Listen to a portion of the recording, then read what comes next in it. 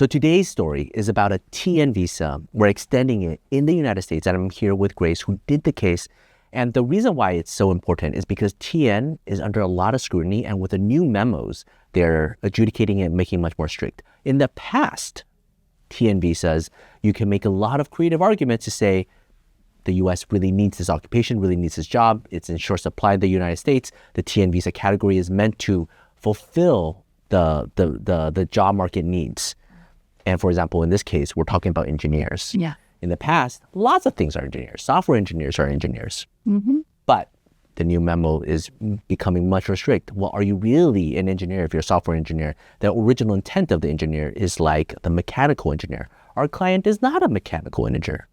So how do they qualify as an engineer? Any STEM degree, you can try to argue as an engineer. But again, the world is moving at a very fast pace.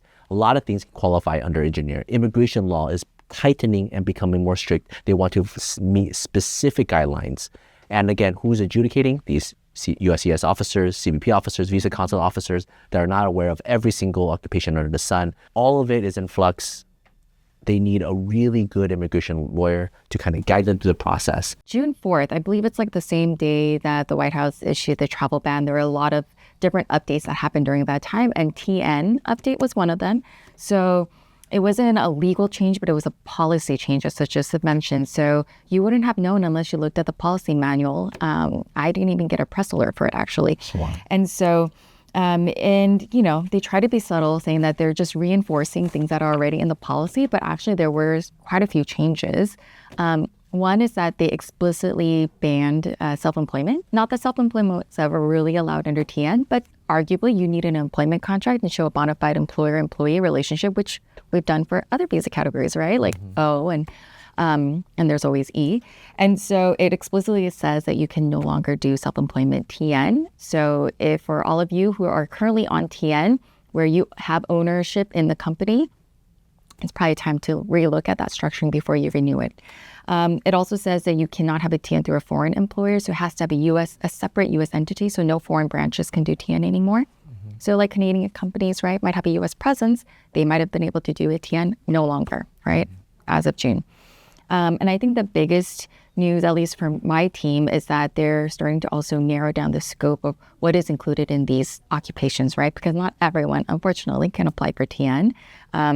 There's a list of occupations that are allowed under TN, and the ones that were affected, engineers, as I just had mentioned. So traditionally, computer engineers with a CS degree would be under this category. No longer you have to have an engineering degree or a license, right?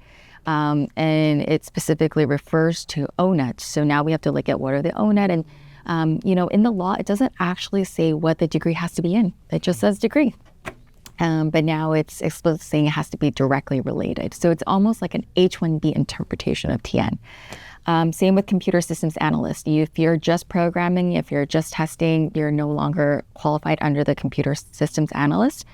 I definitely recommend looking at the ONET job duties and seeing if your job actually falls under that. And those are the two actually we're looking for this case. And then the other three are economists, right? So no more market research analysts or anything that has to do with market or business that we might have been able to get under economists, no longer. Scientific, technician, and technologist. So now you can't have, before you might have been able to get like a technician under like a physician without doing direct patient care, but that's not allowed anymore. And then also physicians, it has to be teaching and research only. So it's also a more narrow view of what you can do as a physician under TN. A lot more strict, for sure. Yes, so. That's the summary, right.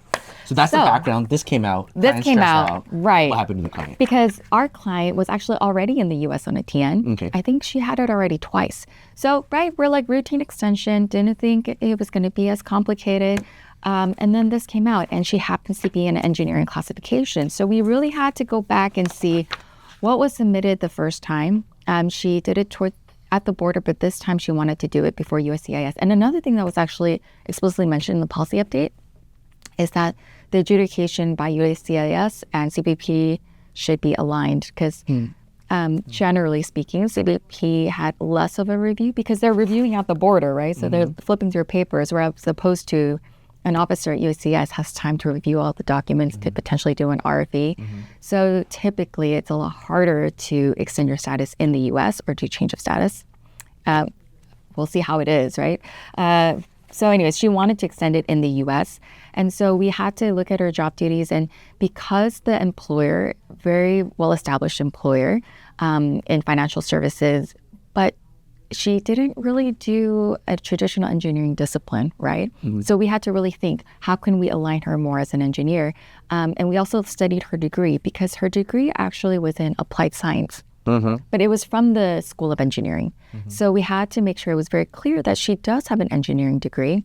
And typically, I don't do degree evaluations because it's not required. But in this case, I did because I wanted to show that she does have a U.S. equivalent of an engineering degree.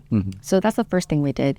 And then we looked at all the different ONETs and what she was doing because she's overseeing products, right? And how to create this project and manage this project and the processes behind it.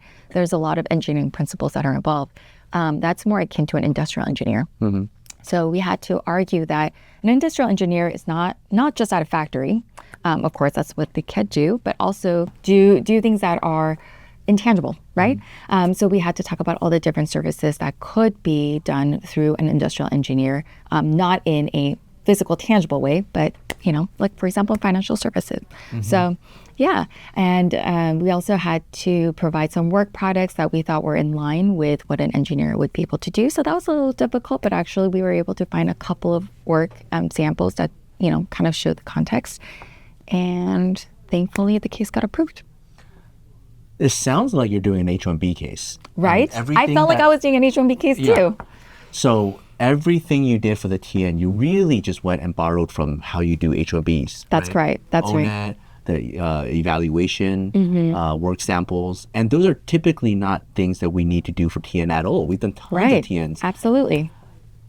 I love that. I love how we are able to use different case categories. And that's what immigration law is, right? Because it's the same USCIS officer, same think tank who's thinking about, well, how do we improve different visa categories? So like TN, well, let's make it more like H-1B. EB-2 and NW, let's make it more like EB-1A. EB-1A, let's make it more like EB-2 and NW. And so if you're good in one category, that knowledge can potentially help other categories. Now, it'll be a total overkill if you did the H-1B on TNs for all the other previous cases. But nowadays, you might have to. It's that's where TNs are going. And we're trying to walk a fine line because I want to help the adjudicator to approve the case, but I also want to make it clear this is not an H-1B case, and this is what the minimum that the law requires. Right. So when USCIS sometimes is overstepping, right, we have to also educate our officers and say, actually, the TN doesn't require a specific degree, right? So I'm not looking to explain that it's a specialty occupation. I'm just saying this is a degree in a related field. Right. So I'm like trying to give a lot of information, but also trying to make sure we stay in the lane of what a TN is for.